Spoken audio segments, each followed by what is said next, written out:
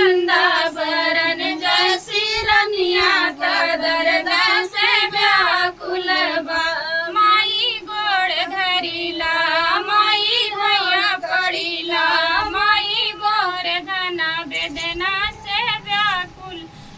तोह का बोलाई रही हो माई मोर धरिला माई भैया पड़िला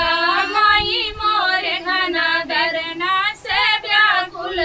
तोह का बोलाई रही हो बेटा तोर धना हो बेटा तोर धना गर्भई जनानी भी रही बोलिया बोल रही हो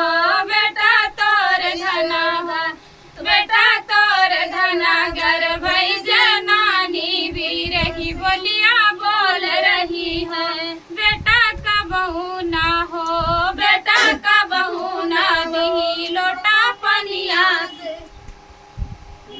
बेटा का बहू ना दी लोटा का बहू ना हो धना का बहू ना दिहू लोटा पनिया मायरी हमारी ना आई है हो धना का बहू ना हो धना का बहू ना दिहू लोटा पनिया मायरी हमारी ना आई है हो माय धना का बहू न दी लोटा पानी